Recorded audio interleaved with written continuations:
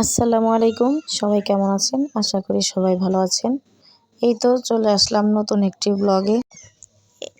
এই তো আজকে আমি মাছ রান্না করব, ইলিশ মাছ রান্না করব। আজকেও মনে করলেন 2 কেজি ইলিশ মাছ আনা হয়েছে। এই তো এখান থেকে আমি 2 পিস রান্না করব আর বাকিগুলো রেখে দেব 2 পিস করে। আমি ইলিশ মাছগুলো এইভাবেই রাখি, কেটে রাখি না। আমার মনে হয় ইলিশ মাছ কেটে রাখলে স্বাদটা নষ্ট হয়ে যায়। এই তো মাছগুলো কেটে নিলাম, ধুয়ে নিলাম ভালো করে। এখন মাছগুলো রান্নার জন্য এখানে ভাজতে হবে। বেশি ভাজবো না, হালকা পরিমাণে ভাজবো। এখানে সামান্য পরিমাণ লবণ দিয়ে নিব, একটু মরিচের ফাঁকি, একটু হলুদের ফাঁকি, আর কি যা লাগে আর কি। মাছ ভাজতে কী কী লাগে আপনারা তো জানেনই। একটু সামান্য পরিমাণে সয়াবিন তেল, সরিষার তেলটা দিলে ভালো হয়। আমার কাছে সরিষার তেলটা ছিল না আপাতত। আর কি তেল দিলে কি হয়, মশলাটা আর কি ভালো মতো মাছের সাথে লেগে যায়, ভাজতে আর কি সুবিধা হয় আর কি। এই জন্য আর কি একটা প্যান নিব, প্যানে সামান্য পরিমাণে তেল নিব। তেলটাকে ভালো মতো করে গরম করতে হবে, একদম ভালো করে গরম করতে হবে, তাহলে মাছটা লেগে যাবে আর কি। লেগে যাওয়ার সম্ভাবনাই বেশি। তারপরে নন স্টিকের কড়াইতে মাছ লাগে না, আপনারা চেষ্টা করবেন তেলটা একটু গরম করার জন্য, এটাই। তারপরে একটা একটা করে মাছ দিয়ে দিব। এই তো এভাবে মাছগুলো দিব। তারপরে মনে করলেন মাছ যখন একটু হালকা লালচে ভাব হবে, বেশি ভাজা যাবে না, ইলিশ মাছটা বেশি ভাজলে ভালো লাগে না, সামান্য পরিমাণে ভাজতে হবে। এক পাশ হয়ে গেলে আরেক পাশ উল্টে পাল্টে এভাবে ভাজতে হবে, যেন তেল গায়ে ছিটে না আসে, এইভাবেই আর কি। এই তো আমি যে হাতের চামচটা ছিল এটা দিয়ে আর কি মাছগুলো উল্টে পাল্টে দিচ্ছিলাম। এই তো সাবধানে করবেন এই কাজটা। এটা করতে গিয়ে আমার হাতে একটু তেল ছিটে আসছিল, এটা সাবধানে করতে হবে। এটা সবার ক্ষেত্রেই এটা সাবধানে করতে হবে। এভাবেই মাছগুলো ভাজা হয়ে গেলে এগুলো আর কি উঠিয়ে নিতে হবে, একটা একটা করে উঠিয়ে নিতে হবে। এই তো আমি উঠিয়ে নিচ্ছিলাম।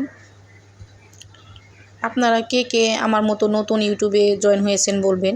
আমি বেশ কিছুদিন যাবৎ, আমার হয়তো 2 মাস হয়েছে, সাবস্ক্রাইবার হয় না এরকমই হইতেছে আর কি। মন খারাপ করবেন না, আপনারা কাজ করতে থাকবেন। এই তো একটু ওই তেলের মধ্যেই, মাছ ভাজা তেলের মধ্যেই একটু আস্ত জিরা, আদা রসুন কুচি করে দিয়েছি, আমি বেটে দেই নাই, কুচি করে দিয়েছি। এটাকে আগে ভালো মতো ভেজে নিতে হবে। এগুলো ভালো মতো ভাজা হয়ে গেলে তারপরে যাবতীয় যা মশলা আছে ওগুলো দিতে হবে। এই তো এখন আমি এখান থেকে কিছু পেঁয়াজ মরিচ দিয়ে দিব, সামান্য পরিমাণে দিব, বেশি দিব না। এই তো ইলিশ মাছে বেশি ঝাল দিতে হয় না, ঝাল দিলে ইলিশ মাছের মজাটা নষ্ট হয়ে যায়। আপনারা চেষ্টা করবেন যারা ঝাল বেশি খান, ইলিশ মাছের ঝাল একটু কম খাবেন, দেখবেন ইলিশ মাছটার মজা অন্যরকম।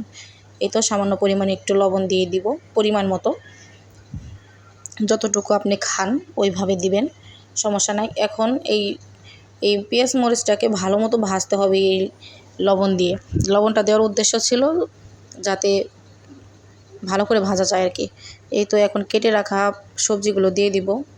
এখানে অনেক সবজি আছে, এখানে আছে ধুন্দুল, তারপরে বেগুন, আলু, এগুলো আগে ভেজে নিব। হলুদ মরিচ দেওয়ার আগে এটা ভেজে নিতে হবে, হলুদ মরিচ দেওয়ার আগেই এগুলো ভেজে নিতে হবে।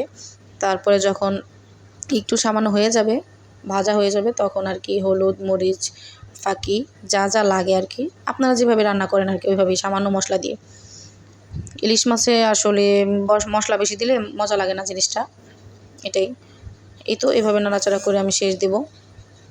তারপরে যখন নাকি একটু হালকা হালকা পানি ছাড়বে, ওই যে দেখেন নিচ দিকে একটু পানি ছাড়ছে, তারপরে আর একটু পরিমাণে পানি আমি দিয়েছি, এখানে অ্যাড করছি।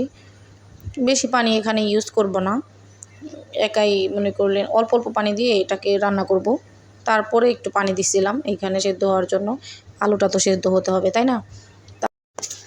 এই তো এখানে পানি দিয়ে দিছি আমি, পানি দেওয়ার পরে তারপরে আস্তে আস্তে রান্নাটা করব। এই তো হয়ে গেছে, দেখেন অনেক সুন্দর কালার আসছে তাই না, অনেক সুন্দর কালার আসছে দেখেন। আমি এভাবেই রান্না করি ইলিশ মাছ আর কি। এই তো দেখা হবে অন্য কোনো ব্লগে। সবাই ভালো থাকবেন, আমার চ্যানেলটিকে সাবস্ক্রাইব করবেন। ধন্যবাদ সবাইকে। আসসালামু আলাইকুম।